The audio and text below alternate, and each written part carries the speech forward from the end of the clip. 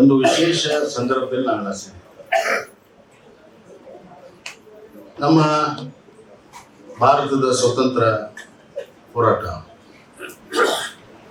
ಅದು ನಡೆದು ಬಂದ ದಾರಿ, ಸಂವಿಧಾನ ಅಂಗೀಕಾರ ಆಗಿ ಸ್ವತಂತ್ರ ಬಂದು ಅಂಗೀಕಾರ ಆದ್ಮೇಲೆ ಭಾರತ ನಡೆದು ಬಂದ ದಾರಿ ಮತ್ತು ಭಾರತ ಭವಿಷ್ಯದಲ್ಲಿ ಇಡುವಂತಹ ಹೆಜ್ಜೆಗಳು, ಇದರ ಮಧ್ಯೆ ನಾವೆಲ್ಲರೂ ಕೂಡ ಯೋಚಿಸಿದ್ದೀವಿ. ಇಂಥ ಒಂದು ವಿಶೇಷವಾಗಿರುವಂತಹ ಸಮಾರಂಭವನ್ನು ಆಯ್ಕೆ ಮಾಡಿರುವಂತಹ ಸಿಟಿಜನ್ ಫಾರ್ ಸೋಷಿಯಲ್ ಜಸ್ಟಿಸ್ ಅವರಿಗೆ ನಾನು ಅಭಿನಂದನೆ ಸಲ್ಲಿಸ್ತಾ ಇದ್ದೇನೆ. ಈ ಒಂದು ಸಮಾರಂಭದ ದಿವ್ಯ ಸಾನ್ನಿಧ್ಯ ವಹಿಸಿರುವಂತಹ ಶ್ರೀ ಅಭಿನವ ಕಾಡಸಿದ್ದೇಶ್ವರ ಮಹಾಸ್ವಾಮಿಗಳು ಮರಡಿಮಠ ಗುಳೇಗುಡ್ಡ ಅವರ ಪಾದಾರಗಳಲ್ಲಿ ನಮಸ್ಕರಿಸಿ, ಇಂದಿನ ಈ ಸಮಾರಂಭದಲ್ಲಿ ಭಾಗವಹಿಸಿ ಕಾರಣೀಭೂತರಾದಂತಹ ಬಾಗಲಕೋಟೆಯ ಹಿರಿಯ ನಾಯಕರು, ನಮ್ಮೆಲ್ಲರ ಆತ್ಮೀಯ ನಾಯಕರಾದಂತಹ ಶ್ರೀ ಗೋವಿಂದ ಕಾರಜೋಳ ಅವರು, ಇನ್ನೊಬ್ಬ ಮಾಜಿ ಶಾಸಕರು, ದಲಿತ ಚಳವಳಿಯಿಂದ ಬಂದಂತ ದಲಿತರ ಪರವಾಗಿ ದೊಡ್ಡ ಧ್ವನಿಯನ್ನ ಹೊಂದಿರುವಂತಹ ಶ್ರೀ ಎನ್ ಮಹೇಶ್ ಅವರೇ, ಪುಸ್ತಕವನ್ನ ಬರೆದಿರುವಂತ, ಇವತ್ತು ಸಂವಿಧಾನಕ್ಕೆ ಯಾರು ಅಪಚಾರ ಮಾಡಿದ್ದಾರೆ ಅಂತ ಹೇಳಿ ಬದಲಾಯಿಸಿದ್ದು ಯಾರು ಅಂತ ಪುಸ್ತಕವನ್ನು ಅತ್ಯಂತ ಮಾರ್ಮಿಕವಾಗಿ ಬರೆದಿರುವಂತ ನನ್ನ ಯುವ ಮಿತ್ರ ವಿಕಾಸ್ ಪುತ್ತೂರವರೇ, ಹಾಗೂ ವೇದಿಕೆಯ ಮುಂಭಾಗದಲ್ಲಿ ಕೂತಿರುವಂತ ನಮ್ಮೆಲ್ಲರ ಆತ್ಮೀಯರು, ಹಿರಿಯರು, ಸಂಸತ್ ಸದಸ್ಯರಾದಂಥ ಶ್ರೀ ಪಿ ಸಿ ಗದ್ದಿಗೌಡರವರೇ, ಮಾಜಿ ಶಾಸಕರು, ನಮ್ಮ ಗುರುಗಳಾದಂಥ ಶ್ರೀ ವೀರಣ್ಣ ಚರಂತಿಮಠ ಅವರೇ, ಹಾಗೂ ನನ್ನ ಶಾಸಕ ಮಿತ್ರರು, ಆತ್ಮೀಯರಾದಂಥ ಶ್ರೀ ಸಿದ್ದು ಸೌದಿ ಅವರೇ, ರಾಜ್ಯಸಭಾ ಸದಸ್ಯರಾದ ನಾರಾಯಣ ಸಾಹೇಬ್ ಬಾಂಡ್ಗೆ ಅವರೇ, ವಿಧಾನ ಪರಿಷತ್ ಸದಸ್ಯರಾದ ಹನುಮಂತ್ ನಿರಾಣಿ ಅವರೇ, ನಮ್ಮ ಅಧ್ಯಕ್ಷರಾದಂತಹ ಶಾಂತಗೌಡ ಪಾಟೀಲ್ರೇ, ನಮ್ಮ ಮಾಜಿ ಶಾಸಕರು ಆತ್ಮೀಯರಾದಂಥ ಎಂ ಕೆ ಪಟೇಲ್ ಶೆಟ್ಟಿ ಅವರೇ, ಮುತ್ತಣ್ಣ ಬೆನ್ನೂರವರೇ, ಹಾಗೂ ನೆರೆದಿರುವಂತಹ ಎಲ್ಲ ನನ್ನ ಆತ್ಮೀಯ ಅಣ್ಣ ತಮ್ಮಂದಿರೇ, ಅಕ್ಕ ತಂಗಿಯರೇ, ಮಾಧ್ಯಮದ ಸ್ನೇಹಿತರೆ, ಭಾರತದ ಸಂಸ್ಕೃತಿಯಲ್ಲಿ ಪ್ರಾಯಶ್ಚಿತ ಅನ್ನುವಂಥ ಒಂದು ಶಬ್ದ ಇದೆ. ಯಾರು ಪ್ರಾಯಶ್ಚಿತ ಒಳಗಾಗ್ತಾರೆ, ಯಾರು ಪ್ರಾಯಶ್ಚಿತ ಪಡ್ಕೋಬೇಕು, ಯಾರು ಅನ್ಯಾಯವನ್ನ, ಅಪಚಾರವನ್ನ, ಪಾಪವನ್ನ ಮಾಡಿದವರು ಪ್ರಾಯಶ್ಚಿತ ಪಡ್ಕೋಬೇಕು. ಇದು ನಮ್ಮ ಸಂಸ್ಕೃತಿಯಲ್ಲಿರುವುದು. ಈಗಾಗಲೇ ಮಹೇಶ್ ಅವರು, ಕಾರಜೋಳ ಅವರು ಮತ್ತು ವಿಕಾಸ್ ಅವರೆಲ್ಲ ಹೇಳಿದ್ದಾರೆ, ಅಂಬೇಡ್ಕರ್ಗೆ ಯಾವ ರೀತಿ ಅನ್ಯಾಯ ಮಾಡಿದ್ರು, ಅಂಬೇಡ್ಕರ್ಗೆ ಮಾಡಿದರೆ ಶೋಷಿತ ವರ್ಗಕ್ಕೆ ಏನು ಅನ್ಯಾಯ ಆಗಿದೆ. ಇದನ್ನ ಮಾಡಿದವರು ಯಾರು ಅನ್ನೋದನ್ನ ಬಹಳ ಎಳೆ ಬಿಡಿಸಿದ್ದಾರೆ. ನಾನು ವಿವರಕ್ಕೆ ಹೋಗುದಿಲ್ಲ.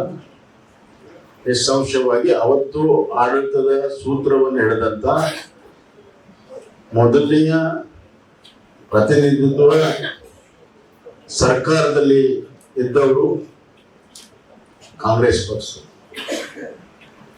ಅಂಬೇಡ್ಕರ್ ಅವರನ್ನ ಸಂವಿಧಾನ ರಚನಾ ಸಮಿತಿಯಲ್ಲೇ ಬರ್ದಂಗೆ ನೋಡ್ಕೊಂಡ್ ಬಿಟ್ರೆ, ನಾವು ನಮ್ಗೆ ಏನ್ ಬೇಕೋ ನಾವು ಬರ್ಕೋಬಹುದು ಅನ್ನುವಂತ ಹುನ್ನಾರ ಅವತ್ತಿನಿಂದ ಇದೆ. ನೀವು ಅರ್ಥ ಮಾಡ್ಕೋಬೇಕು. ಬರೀ ಸೋಲ್ಸಿದ್ರು ಅಂದ್ರೆ ಸೋಲ್ಸಕ್ ಕಾರಣ ಏನು ಅಂಬೇಡ್ಕರ್ ಒಬ್ಬ ಲಾಸ್ಟ್ ಬಂದ್ಬಿಟ್ರೆ ಏನಾಗ್ತದೆ ಪ್ರಶ್ನೆ ಆಗಲ್ಲ. ಅಂಬೇಡ್ಕರ್ ಅವರ ಅಗಾಧವಾಗಿರುವಂತಹ ಶಕ್ತಿ ಮತ್ತು ಅವರ ಬದ್ಧತೆ ಮತ್ತು ಎಲ್ಲಕ್ಕಿಂತ ಹೆಚ್ಚಾಗಿ ಅಂಬೇಡ್ಕರ್ ಅವರು ಸ್ವತಂತ್ರ ಪೂರ್ವದಲ್ಲೇನೆ ದಲಿತ ಸಮುದಾಯದ ಒಬ್ಬ ಸರ್ವಸಮ್ಮತ ನಾಯಕರಾಗಿ ಹೊರಹೊಮ್ಮಿದ್ದರು. ಇದು ಅರ್ಥ ಮಾಡ್ಕೊಳ್ಳಿ. ಅದಕ್ಕೆ ಅವರನ್ನ ಸಂವಿಧಾನ ರಚನಾ ಸಮಿತಿಯಲ್ಲಿ ಬರಬಾರದು ಅಂತ ನೋಡಿ. ಪುನಃ ಪ್ಯಾಕ್ಟ್ ಅಂತ ಒಂದಿದೆ. ಸುಮಾರು ತಿಂಗಳಗಟ್ಟಲೆ ಪುನಃ ಪ್ಯಾಕ್ಟ್ ಬ್ರಿಟಿಷರು ಅದನ್ನ ತಂದಾಗ ಅದರಲ್ಲಿ ಏನೆಲ್ಲ ಇರಬೇಕು, ಏನಿಲ್ಲ ಅನ್ನುವಂಥ ವಿಚಾರದಲ್ಲಿ ಅವತ್ತು ಎಸ್ ಟಿ ಸಮುದಾಯಕ್ಕೆ ಯಾವ ರೀತಿ ನ್ಯಾಯ ಕೊಡಬೇಕು ಅನ್ನುವಂಥ ವಿಚಾರದಲ್ಲಿ ಡಾಕ್ಟರ್ ಬಾಬಾ ಸಾಹೇಬ್ ಅಂಬೇಡ್ಕರ್ ಅವರು ಬಹಳ ಗಟ್ಟಿ ನಿಲುವನ್ನ ತೆಗೆದುಕೊಳ್ತಾರೆ. ಇಡೀ ಕಾಂಗ್ರೆಸ್ ಪಕ್ಷದ ನಿಲುವು ಒಂದ್ ಕಡೆ ಇದ್ರೆ, ಅಂಬೇಡ್ಕರ್ ನಿಲುವೇ ಅದರ ತದ್ದು ವಿರುದ್ಧವಾಗಿ ಗಟ್ಟಿಯಾದಂತ ಆ SC ಸಮುದಾಯದ ಧ್ವನಿಯಾಗಿ ಅವರು ನಿಂತಿದ್ರು. ಆ ಸಂದರ್ಭದಲ್ಲಿ ಇಡೀ ದೇಶದಲ್ಲಿ SC ಸಮುದಾಯ ಜಾಗೃತಗೊಂಡು ಬಾಬಾ ಸಾಹೇಬ್ ಅಂಬೇಡ್ಕರ್ ಹೇಳೋದು ಸರಿ ಇದೆ, ಇಲ್ಲಿದ್ರೆ ಸ್ವತಂತ್ರ ಬಂದ್ರು ಕೂಡ ನಮ್ಮ ಗುಲಾಮಗಿರಿ ತಪ್ಪುವುದಿಲ್ಲ, ಬ್ರಿಟಿಷ್ ಕಾಲದ ಗುಲಾಮಗಿರಿ ಸ್ವತಂತ್ರ ಭಾರತದಲ್ಲಿ ಮುಂದುವರಿತದೆ ಈ ಪುನಾ ಪ್ಯಾಕ್ಟ್ಗೆ ನಾವು ಒಪ್ಕೊಂಡ್ರೆ. ಆ ಸಂದರ್ಭದಲ್ಲಿ ಮಹಾತ್ಮ ಗಾಂಧೀಜಿಯವರು ಯರವಾಡ ಜೈಲಿನಲ್ಲಿ ಇರ್ತಾರೆ. ತಿಂಗಳಗಟ್ಟಲೆ ಚರ್ಚೆ ಅಂಬೇಡ್ಕರ್ ಅವ್ರನ್ನ ಕರೀತಾರೆ. ಇಲ್ಲ ಇನ್ನೇನಾರ ಮಾಡ್ಬೇಕು, ಯಾಕಂದ್ರೆ ಪುನಾ ಪ್ಯಾಕ್ಟ್ ಆದ್ರೆ ಮುಂದೆ ನಮ್ಗೆ ಸ್ವತಂತ್ರ ಹಸ್ತಾಂತರಕ್ಕೆ ಬಹಳ ಅನುಕೂಲ ಆಗ್ತದೆ ಅನ್ನುವಂತ ಕಾರಣದಿಂದ ತಿಂಗಳಗಟ್ಟಲೆ ಚರ್ಚೆ ಆದ್ಮೇಲೆ ಒಂದು ಸಂದರ್ಭದಲ್ಲಿ ಅಂಬೇಡ್ಕರ್ ಅವರು SC ಸಮುದಾಯಕ್ಕೆ ಸಪರೇಟ್ ವೋಟಿಂಗ್ ಇರಬೇಕು ಅನ್ನುವಂತ, ಎಲೆಕ್ಟ್ರೇಟ್ ಇರಬೇಕು ಅಂತ ಹೇಳಿ ಪ್ರತಿಪಾದಿಸ್ತಾರೆ. ಅದು ಬಿಗಿಯಾದ ನಿಲುವಿರೋದ್ರಿಂದ ಮತ್ತೆ ಮಹಾತ್ಮ ಗಾಂಧೀಜಿ ಅವರು ಚರ್ಚೆಯಾಗಿ ರಿಸರ್ವೇಶನ್ಸ್ ಥ್ರೂ ಕಾನ್ಸ್ಟಿಟ್ಯೂನ್ಸಿ ಅನ್ನುವಂಥದ್ದನ್ನ ಮಾರ್ಪಾಡು ಮಾಡಿ ಅವತ್ತು ಪುನಾ ಪ್ಯಾಕ್ಟ್ ಅಲ್ಲಿ ಮಾಡದೆ ಇದ್ದಿದ್ರೆ, ಸಂವಿಧಾನ ರಚನಾ ಸಮಿತಿಯಲ್ಲಿ ಅಂಬೇಡ್ಕರ್ ಇಲ್ದಿದ್ರೆ ಇವತ್ತು ದೇಶದಲ್ಲಿ ಅರಾಜಕತೆ ಆಗ್ತಿತ್ತು, ಅಸಮಾನತೆಯ ಉತ್ತಂಗಕ್ಕೆ ಹೋಗ್ತಿತ್ತು. ಯಾವ ಅನ್ಯಾಯ, ಅನೀತಿ, ಅಸ್ಪೃಶ್ಯತೆ, ಅಮಾನವೀಯ ನಡವಳಿಕೆಗಳು ಸಮಾಜದಲ್ಲಿದ್ವು ಅವು ಇಂದಿಗೂ ಕೂಡ ಪ್ರಸ್ತುತ ಇರ್ತದೆ. ಇದು ದೂರಗಾಮಿಯ ಸಮಾಜದ ಮೇಲೆ ಆಗಿರುವಂತಹ ಪರಿಣಾಮ. ಅದನ್ನು ಅಂಬೇಡ್ಕರ್ ಅವರು ತಡೆದ್ರು. ಅಂಬೇಡ್ಕರ್ ತಡಿತಾರೆ ಅಂತ ಹೇಳಿ ಅವ್ರನ್ನ ಸಂವಿಧಾನ ರಚನೆ ಸಮಿತಿಯಲ್ಲಿ ಬರಬಾರ್ದು ಅಂತ ಹೇಳಿ ಪ್ರಯತ್ನಗಳನ್ನ ಮಾಡಿದ್ರು. ಮುಂಬೈಯಲ್ಲಿ ಮಾಡಿದ್ರು, ಅದನ್ನ ಪಾಕಿಸ್ತಾನ ಕಳಿಸಿದ್ರು, ಪುಣಾದಲ್ಲಿ ಆಯ್ಕೆ ಆಗಲ್ಲ ನೋಡ್ಕೊಂಡ್ರು. ಇದೆಲ್ಲ ಯಾಕಂತಂದ್ರೆ ಅದ್ರ ಹಿಂದಿರುವಂತ ಇದನ್ನ ಅಂಬೇಡ್ಕರ್ ಅವರು ಯಾವುದಕ್ಕೂ ವಿಚಲಿತರಾಗಲಿ. ಸಂವಿಧಾನ ರಚನೆಯ ಕರಡು ಸಮಿತಿಯಲ್ಲಿ ಅವರ ಸ್ಥಾನ ಸಿಕ್ಕಾಗ ಯಾವ್ದನ್ನ ಪ್ರತಿಪಾದಿಸಿದ್ರು ಅದನ್ನ ಸಂವಿಧಾನದಲ್ಲಿ ಅಳವಡಿಸಿದ್ರು. ಆದ್ರಿಂದ ಸಂವಿಧಾನಕ್ಕೆ ಅಪಚಾರ ಯಾವಾಗ ಆಗ್ತದೆ, ಅಂಬೇಡ್ಕರ್ ಅಪಚಾರ ಆದಾಗಲೇ ಸಂವಿಧಾನಕ್ಕೆ ಅಪಚಾರ ಆಗಿದೆ. ಇದನ್ನ ಮಾಡಿದವರು ಪರಿಶುದ್ಧ ಪಡ್ಬೇಕಲ್ಲ. ಅದಕ್ಕಾಗಿನೇ ಇವತ್ತು ಅವರು ಸಂವಿಧಾನವನ್ನ ಕೈಯಲ್ಲಿ ಹಿಡ್ಕೊಂಡು ಅಡ್ಡಾಡ್ತಾರೆ. ನಾವು ಸಂವಿಧಾನ ಪರವಾಗಿದ್ದೀವಿ ಅಂತ ತೋರಿಸೋ ಕಾಲ ಬಂದಿದೆ ಕಾಂಗ್ರೆಸ್ನವ್ರಿಗೆ. ಇಷ್ಟು ವರ್ಷ ಯಾಕೆ ಮಾಡ್ಲಿಲ್ಲ, ಇಷ್ಟು ವರ್ಷ ಯಾಕೆ ಹಿಡಿಲಿಲ್ಲ? 2024 ಲೋಕಸಭೆಗಿಂತ ಮುಂಚೆ ಯಾಕೆ ಹಿಡಿದ್ರು? ಇಷ್ಟು ವರ್ಷ, ಇಷ್ಟು ಚುನಾವಣೆಗಳು, 75 ವರ್ಷ ಸ್ವತಂತ್ರ ಭಾರತದಲ್ಲಿ ಯಾಕೆ ಹಿಡಿಲಿಲ್ಲ? ಈಗ ಯಾಕೆ ಹಿಡಿದಿದ್ದಾರೆ? ಯಾಕಂದ್ರೆ ಈ SC ST ಸಮುದಾಯ ಜಾಗೃತ ಆಗಿದೆ. ನಮ್ಮ ವೋಟ್ ಬ್ಯಾಂಕ್ ಆಗಿ ಉಳಿಯೋದಿಲ್ಲ. ಅಂಬೇಡ್ಕರ್ ಅವರೇ ಒಂದೇ ಮಾರ್ಗ, ಒಂದೇ ಹೆಸರು ನಮ್ಮನ್ನು ಉಳಿಸೋ ಸಲುವಾಗಿ ನಮ್ಮ ರಾಜಕೀಯ ಅಸ್ತಿತ್ವವನ್ನು ಉಳಿಸಿಕೊಳ್ಳಲು ಸಂವಿಧಾನವನ್ನು ಹಿಡ್ಕೊಂಡು ಓಡಾಡ್ತಾರೆ. ಸಂವಿಧಾನದ ಬಗ್ಗೆ ಅವ್ರಿಗೆ ಏನು ಒಂದು ವಿಶ್ವಾಸವೂ ಇಲ್ಲ, ಅದರಲ್ಲಿ ನಂಬಿಕೆಯೂ ಕೂಡ ಇಲ್ಲ. ನಮ್ಮ ಪ್ರಧಾನಮಂತ್ರಿ ನರೇಂದ್ರ ಮೋದಿ ಅವರು ಸಂವಿಧಾನ ಅವರ ವಿಚಾರದಲ್ಲಿ, ಅವರ ಆಚಾರದಲ್ಲಿ, ಅವರ ರಕ್ತಗತವಾಗಿ ಸಂವಿಧಾನ ಇದೆ. ಅದಕ್ಕೆ ನನ್ನ ಧರ್ಮ ಗ್ರಂಥ, ಸಂವಿಧಾನವೇ ನಮ್ಮ ಧರ್ಮ ಗ್ರಂಥ ಅಂತ ಮೋದಿ ಅವರು ಹೇಳಿದ್ದಾರೆ. ಅವರು ಪ್ರಮಾಣ ವಚನ ತಗೊಳ್ಕೊ ಹಿಂದಿನ ದಿವಸನೇ ಸಂವಿಧಾನಕ್ಕೆ ನಮಸ್ಕಾರ ಮಾಡಿದ್ರು. ಅಂಬೇಡ್ಕರ್ ಸಾಹೇಬರಿಗೆ ನಮಸ್ಕಾರ ಮಾಡಿದ್ರು. ನಾವೇ ಸಂವಿಧಾನವನ್ನ ಸಂಪೂರ್ಣವಾಗಿ ಒಪ್ಪಿ ನಂಬಿ ಅದರಲ್ಲಿ ದೃಢ ವಿಶ್ವಾಸವನ್ನು ಇಟ್ಟಿದ್ರಿಂದ ನಮ್ಮ ಆಚಾರ ವಿಚಾರದಲ್ಲಿ ಸಂವಿಧಾನ ಇದೆ. ಕಾಂಗ್ರೆಸ್ಸಿನ ಆಚಾರ ವಿಚಾರದಲ್ಲಿ ಸಂವಿಧಾನ ಇಲ್ಲ. ಆದ್ರಿಂದ ಅವರು ಇವತ್ತು ಸಂವಿಧಾನವನ್ನು ಹಿಡಿದು ಓಡಾಡ್ತಾರೆ. ಅದು ಪಶ್ಚಾತ್ತಾಪ, ಪ್ರಾಯಶ್ಚಿತ. ಅವ್ರ ಹಿಂದೆ ಅಂಬೇಡ್ಕರ್ಗೆ ಸಂವಿಧಾನಕ್ಕೆ ಮಾಡಿರುವಂತಹ ಅಪಚಾರಕ್ಕೆ ಪ್ರಾಯಶ್ಚಿತ ಇವತ್ತು ಅರ್ಥ ಮಾಡ್ಕೊಳ್ಳಿ. ಸಂವಿಧಾನಕ್ಕೆ ಅಪಚಾರ ಹೆಂಗೆ ಅಂಬೇಡ್ಕರ್ಗೆ ಮಾಡಿದ್ರು, ಸಂವಿಧಾನಕ್ಕೂ ಮಾಡಿದ್ರು. ಈಗ ಹೇಳಿದ್ರು ಹೇಗೆ ವ್ಯಕ್ತಿಯ ಸ್ವಾತಂತ್ರ್ಯವನ್ನ ಮೊದಲನೇ ತಿದ್ದುಪಡಿಯಲ್ಲಿ ಮಾಡಿದ್ರು. ತುರ್ತು ಪರಿಸ್ಥಿತಿಯಲ್ಲಿ ಎಲ್ಲರ ಅಭಿವ್ಯಕ್ತ ಸ್ವಾತಂತ್ರ್ಯವನ್ನು ಹರಣ ಮಾಡಿದ್ರು, ವಾಕ್ ಸ್ವಾತಂತ್ರ್ಯವನ್ನು ಹರಣ ಮಾಡಿದ್ರು, ಪ್ರೆಸ್ಸಿನ ಸ್ವಾತಂತ್ರ್ಯವನ್ನು ಹರಣ ಮಾಡಿದ್ರು. ಎಲ್ಲ ಸಂಸ್ಥೆಗಳು ಇನ್ಕ್ಲೂಡಿಂಗ್ ಜುಡಿಷಿಯರಿಯನ್ನ ಯಾವ ರೀತಿ ಸಂಪೂರ್ಣವಾಗಿ ಅದರ ಮೂಲಭೂತ ಸ್ವಾತಂತ್ರ್ಯವನ್ನ ಮೊಟಕುಗೊಳಿಸಿದ್ರು ಎಲ್ಲ ಹೇಳಿದ್ದಾರೆ. ನಾನು ಹೆಚ್ಚಿಗೆ ಹೇಳಕ್ ಹೋಗೋದಿಲ್ಲ, ಆದ್ರೆ ಒಂದು ಮಾತನ್ನು ಹೇಳಕ್ ಇಚ್ಛೆ ಪಡ್ತೇನೆ. ಇವತ್ತೇನಾದ್ರೂ ಸ್ವತಃ ನಮ್ಮ ಸಂವಿಧಾನ ಎಲ್ಲ ಹೊರತುಗಳಿಂದ ಉಳಿದಿದ್ರೆ, ಕಾಂಗ್ರೆಸ್ಸಿನ ಅಪಚಾರದಿಂದ ಉಳಿದಿದ್ರೆ, ಅದು ನಮ್ಮ ಭಾರತದ ಜನತೆಯ ಪ್ರಜಾಪ್ರಭುತ್ವದಲ್ಲಿ, ಸಂವಿಧಾನದಲ್ಲಿ, ಅಂಬೇಡ್ಕರ್ ನಂಬಿಕೆ ಇರೋದ್ರಿಂದ ಉಳಿದಿದೆ ಅನ್ನುವಂತ ಮಾತನ್ನ ನಾನು ಹೇಳಕ್ಕಿದ್ದೇನೆ. ಎಮರ್ಜೆನ್ಸಿ ಮಾಡಿದ ಮೇಲೆ ಚುನಾವಣೆ ಆದಾಗ ಎಲ್ಲ ವರ್ಗದ ಜನ ಒಂದಾಗಿ ಜನರೇ ಚುನಾವಣೆಯನ್ನ ಮಾಡಿ ಅವತ್ತು ಬಹಳ ಉತ್ತುಂಗದ ಸ್ಥಾನದಲ್ಲಿದ್ದಂತ ಇಂದಿರಾ ಗಾಂಧಿ ಅವ್ರನ್ನ ಸೋಲಿಸಿದ್ರು. ಜನ ಸಂಪೂರ್ಣವಾಗಿ ತಮ್ಮ ಅಭಿವ್ಯಕ್ತ ಸ್ವಾತಂತ್ರ್ಯವನ್ನ, ತಮ್ಮ ಮಾನವೀಯ ಹಕ್ಕುಗಳನ್ನ, ತಮ್ಮ ಆಸ್ತಿ ಪಾಸ್ತಿಗಳ ಮೇಲಿರುವಂತಹ ಹಕ್ಕನ್ನ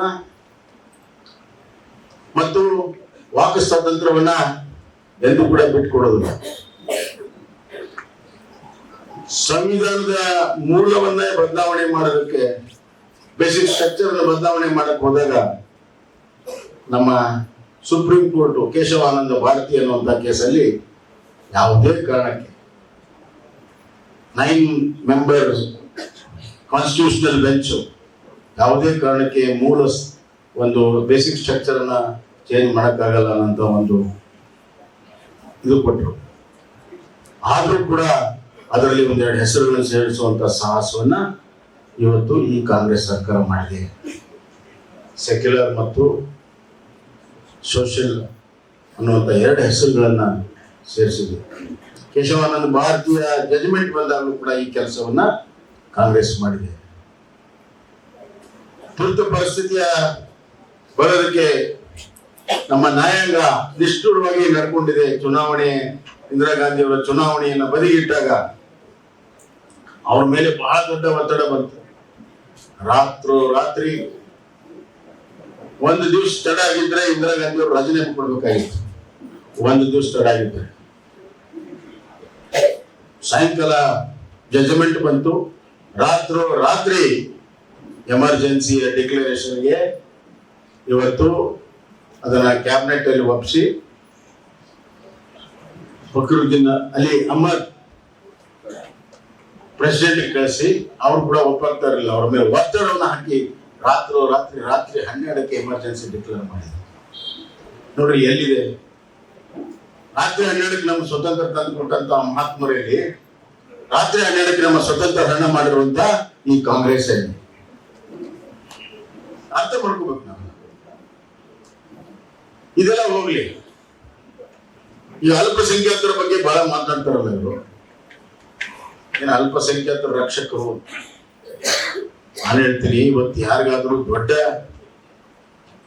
ಮೋಸವನ್ನ ಕಾಂಗ್ರೆಸ್ ಪಕ್ಷ ಮಾಡಿದರೆ SC ST ಮತ್ತು ಅಲ್ಪಸಂಖ್ಯಾತ ಜನಕ್ಕೆ ಮಾಡಿದೆ. ಚುನಾವಣೆ ಬಂದಾಗ ಒಂದು ಹಗ್ಗ ಕೊಡ್ತಾರೆ, ಆಸೆ ಆಮೇಶದ್ದು ಮೇಲೆತ್ತಾರೆ, ಓಟ್ ಹಾಕ್ಸ್ತಾರೆ, ಮತ್ತೆ ಬಾಗಿಲು ಇದೇ ಕೆಲಸ ಮಾಡ್ಕೊಂಡು ಬಂದಿದ್ದಾರೆ. ಬಿಟ್ರೆ ಏನು ಮಾಡಿಲ್ಲ. ಶಾಬಾನು ಕೇಸಲ್ಲಿ ಸುಪ್ರೀಂ ಕೋರ್ಟ್ ವಿಧವೆಯ ಮುಸಲ್ಮಾನ್ ಹೆಣ್ಮಕ್ಳಿಗೆ ಜೀವನೋಪಾಯಕ್ಕೆ ನೆರವು ಕೊಡಬೇಕು ಅಂತ ತೀರ್ಮಾನ ಮಾಡಿದ್ರೆ ಏನ್ ತಪ್ಪಿದೆ ಮಾನವೀಯತೆಯಿಂದ? ಆದ್ರೆ ಮೊದಲು ರಾಜೀವ್ ಗಾಂಧಿ ಅವರು ಸರಿ ಇದೆ ಅದು. ಆಮೇಲೆ ಶಾಹಿ ಇಮಾಮ್ ಎಲ್ಲ ಇಮಾಮ್ಗಳು ಬಂದು ಒತ್ತಡ ಹಾಕಿದ್ರು. ನಮ್ದು ಶರಿಯತ್ ಲಾ, ನಾವು ಸಂವಿಧಾನದಲ್ಲಿ ನಂಬಿಕೆ ಇಟ್ಟಿಲ್ಲ, ಶರಿಯತ್ ಲಾದಲ್ಲಿ ನಾವು ನಂಬಿಕೆ ಇಟ್ಟಿದ್ದೇವೆ. ನೀವು ಸಂವಿಧಾನ ಏನಾದ್ರೂ ಬರ್ಕೊಳ್ಳಿ, ನಾವು ಶರಿಯತ್ತನ್ನೇ ಫಾಲೋ ಮಾಡ್ತೇವೆ.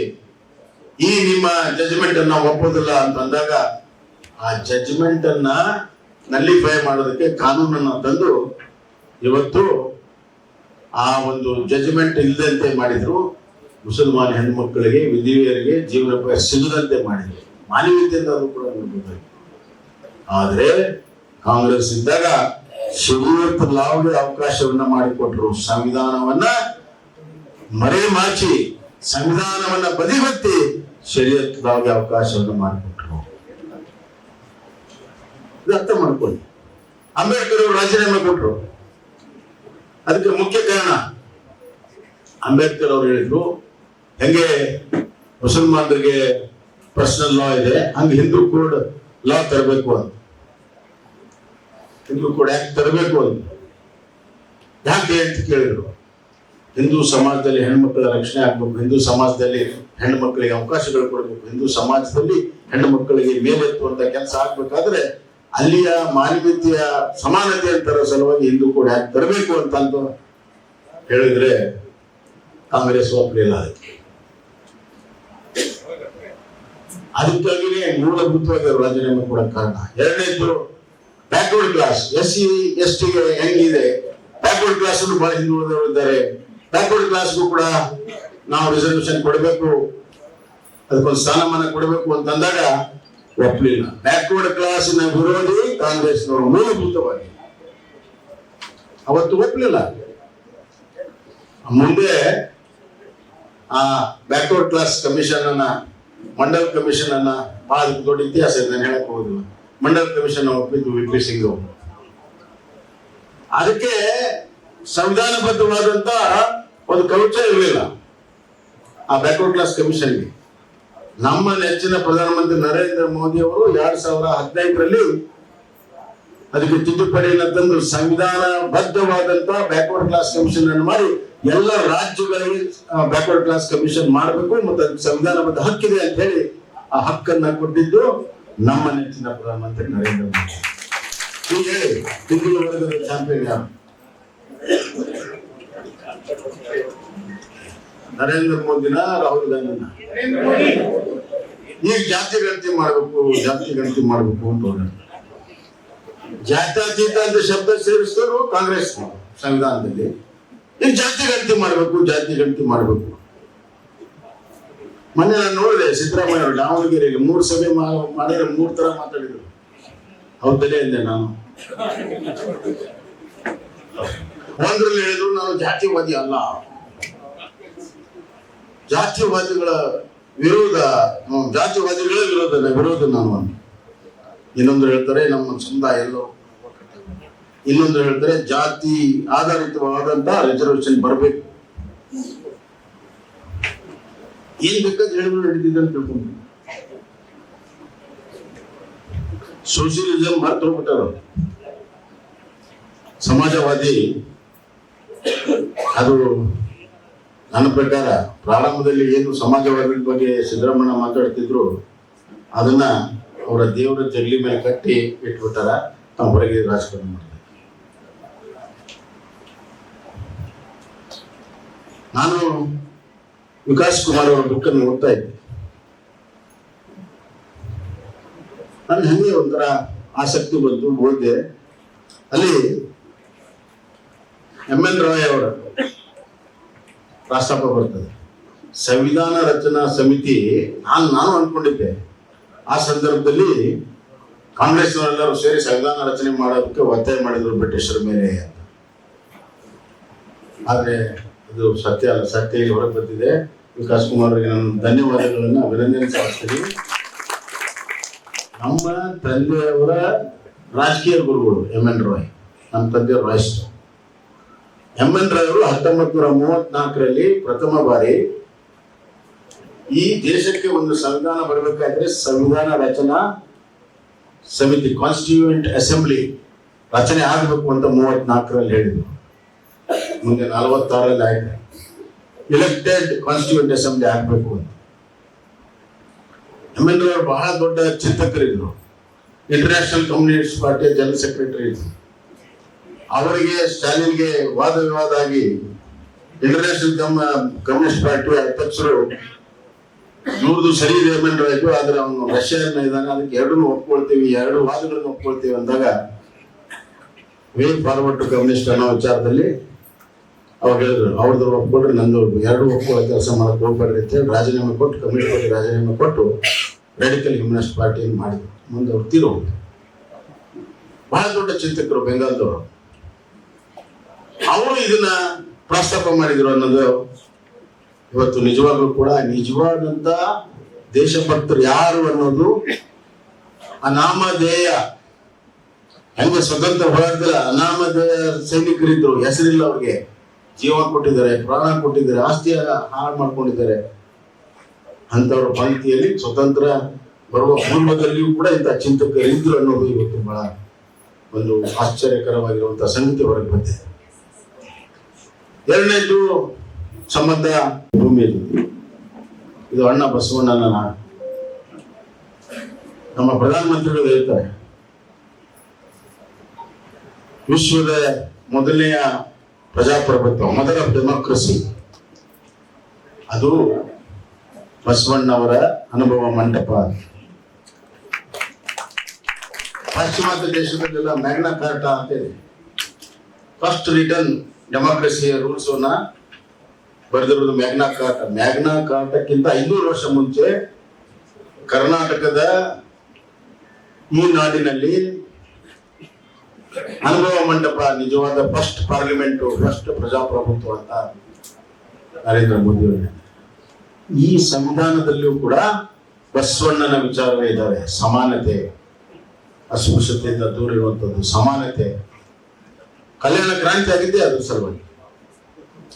ಲಿಂಗಭೇದ, ಮೂಢನಂಬಿಕೆಗಳಿಂದ ದೂರ ಇರುವಂತಹದ್ದು, ಕಾಯಕವೇ ಕೈಲಾಸ, ದೈವೀ ಧರ್ಮದ ಮೂಲ, ಸಕಲ ಜೀವಾತ್ಮರಲ್ಲಿ ಲೇಸವನ್ನ ಬಯಸುವಂತ ಈ ಎಲ್ಲ ಮೂಲ ತತ್ವ ಸಂವಿಧಾನದಲ್ಲಿದೆ. ಅದೇ ಬಸವಣ್ಣವರ ವಿಚಾರಧಾರೆ.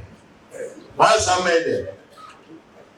ನಾನು ವಿಕಾಸ್ ಅವ್ರಿಗೆ ಹೇಳ್ತಿದ್ದೀನಿ, ಮುಂದಿನ ಪುಸ್ತಕ ನಿಮ್ದು ಬಸವಣ್ಣವರ ವಿಚಾರ ಮತ್ತು ಸಂವಿಧಾನ, ಸಾಮ್ಯ ಏನಿದೆ ಅನ್ನೋದನ್ನ ನಾವೆಲ್ಲ ಬರೀಬೇಕು. ಇದನ್ನ ಕೋಲಾರಿಗೆ ಬಂದಾಗ ಅಂಬೇಡ್ಕರ್ ಅವರೇ ಹೇಳಿದರು, ಸಾಕಷ್ಟು ಮಹಾತ್ಮರ ಪ್ರಭಾವ ಇದೆ ಅದರಲ್ಲಿ, ಕನ್ನಡ ನಾಡಿನ ಬಸವಣ್ಣವರ ವಿಚಾರಧಾರೆ ಕೂಡ ಇದರಲ್ಲಿ ಪ್ರಭಾವ ಇದೆ ಸಂವಿಧಾನದಲ್ಲಿ ಅನ್ನುವಂಥ ಮಾತನ್ನು ಅವ್ರು ಹೇಳಿದರು.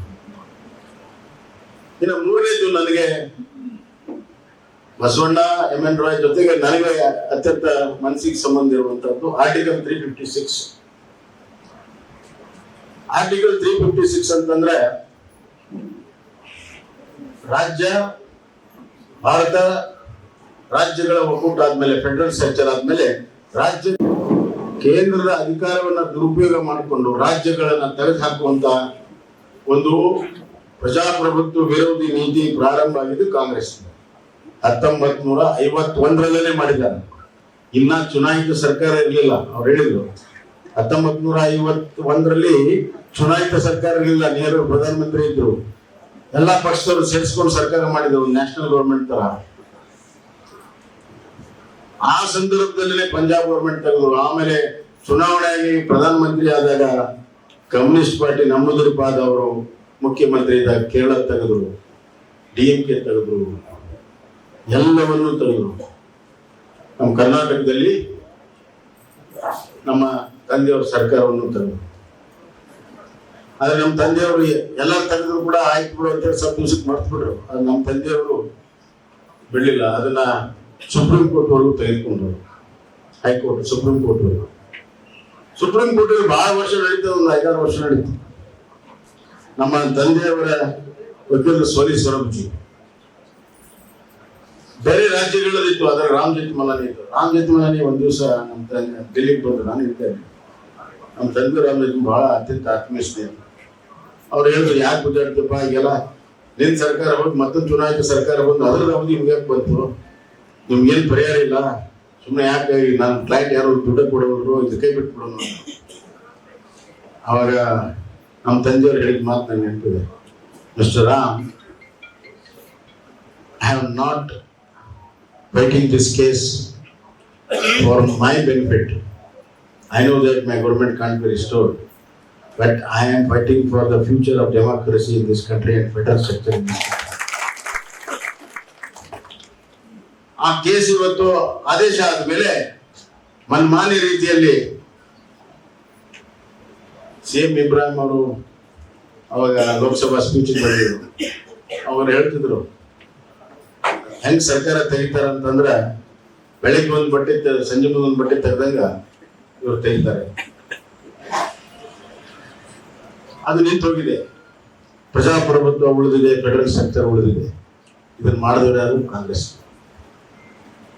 10 ಹಲವಾರು 42nd ಅಮೆಂಡ್ಮೆಂಟ್ ಎಲ್ಲ ಯಾವ್ದು ತೆಗೆದು ನೋಡಿದ್ರು ಕೂಡ ತಮ್ಮ ವ್ಯಕ್ತಿಗತ ಸ್ವಾರ್ಥಕ್ಕಾಗಿ, ಅಧಿಕಾರದಲ್ಲಿ ಉಳಿಯುವ ಸಲುವಾಗಿ, ಅಧಿಕಾರದ ಲಾಲಸ್ಯಕ್ಕಾಗಿ ಮತ್ತು ಕೆಲವು ಜನ ವಿರೋಧಿ ಕೆಲಸಕ್ಕಾಗಿ ಇವತ್ತು ಕಾಂಗ್ರೆಸ್ ಕೆಲಸ ಮಾಡಿದೆ.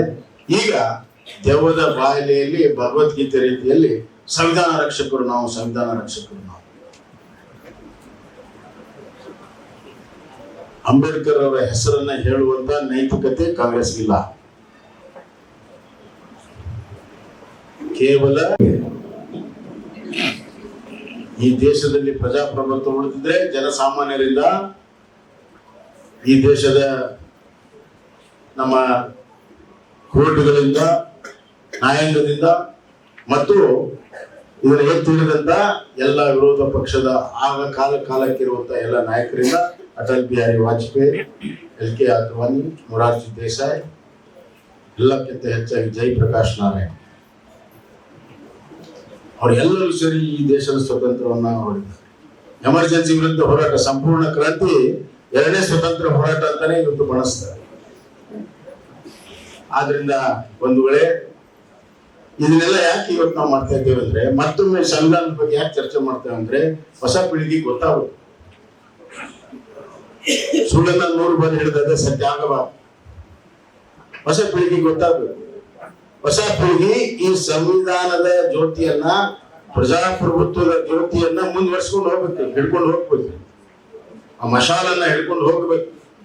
ಅದಕ್ಕಾಗಿ ಇವತ್ತು ಸಂವಿಧಾನದ ದಿನವನ್ನ ತಿಂಗಳುಗಟ್ಟಲೆ ಆಚರಣೆ ಮಾಡಿ ಇವತ್ತು ಸಂವಿಧಾನದ ಸನ್ಮಾನ ದಿನಾಚರಣೆಯನ್ನ ಇವತ್ತು ನಾವು ಮಾಡ್ತಾ ಇದ್ದೇವೆ. ಬಂಧುಗಳೇ, ಸಂವಿಧಾನ ಇದ್ರೆ ನಾವಿದ್ದೇವೆ. ಸಂವಿಧಾನ ಇಲ್ಲ ಅಂತಂದ್ರೆ ನಾವು ಯಾರು ಕೂಡ ಇವತ್ತು ಮುಕ್ತವಾಗಿ ಜೀವನ ಮಾಡಕ್ ಸಾಧ್ಯ ಇಲ್ಲ. ಚೈನಾ ದೇಶ ನಮ್ಗಿಂತ ಆರ್ಥಿಕವಾಗಿ ಪ್ರಬಲವಾಗಿದೆ, ಆದ್ರೆ ಸ್ವತಂತ್ರ ಇಲ್ಲ. ಮತ ಹಾಕುವ ಸ್ವತಂತ್ರನೇ ಇಲ್ಲ, ಅವ್ರಿಗೆ ಮಾತನಾಡುವ ಸ್ವತಂತ್ರ ಇಲ್ಲ. ಆರ್ಥಿಕವಾಗಿ ಸ್ವತಂತ್ರ ಇದೆ, ತಗೊಂಡೇನು. ಆದ್ರಿಂದ ಎಲ್ಲ ರೀತಿಯ ಸ್ವತಂತ್ರ ಇದ್ದು ಈ ದೇಶವನ್ನ ಪ್ರಗತಿಯತ್ತ ಒಯ್ಯುವಂತದ್ದು ಸಂವಿಧಾನ. ಇವತ್ತು ವೆಲ್ಫೇರ್ ಸ್ಟೇಟ್ ಅಂತ ಕರಿತೀವಿ ನಾವು.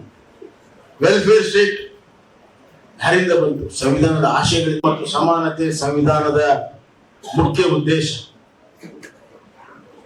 ಸಂವಿಧಾನ ಇದ್ದಿದ್ರಿಂದ ಇವತ್ತು ದೇಶ ಪ್ರಗತಿ ಆಗ್ತಾ ಇದೆ. ಬಾಬಾ ಸಾಹೇಬ್ ಅಂಬೇಡ್ಕರ್ ಅವರ ಚಿಂತನೆಯಿಂದ ಬಂದಿರುವಂತ ಈ ಎಲ್ಲ ವಿಚಾರಗಳಿಂದ ಸಂವಿಧಾನದಲ್ಲಿ ನಮೂದಾಗಿದ್ದರಿಂದ ಇವತ್ತು ದೇಶ ವಿಕಾಸ ಆಗ್ತಾ ಇದೆ. ಸಂವಿಧಾನ ಅದಕ್ಕೆ ಹೇಳ್ತಾರೆ ಲೆಟರ್ ಅಂಡ್ ಸ್ಪಿರಿಟ್ ಅಂತ. ಅಕ್ಷರ ಮತ್ತು ಭಾವನೆಗಳು ಎರಡು ಒಂದಾಗಿರ್ಬೇಕು ಸಂವಿಧಾನದ ಬಗ್ಗೆ.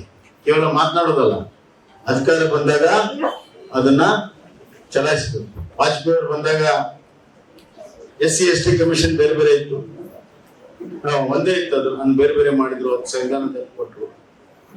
ನಮ್ಮ ನೆಚ್ಚಿನ ಪ್ರಧಾನಿ ನರೇಂದ್ರ ಮೋದಿ ಅವರು ಬ್ಯಾಕ್ವರ್ಡ್ ಕ್ಲಾಸ್ಗೆ ಸಂವಿಧಾನವಾಗಿ ಕೊಟ್ಟರು.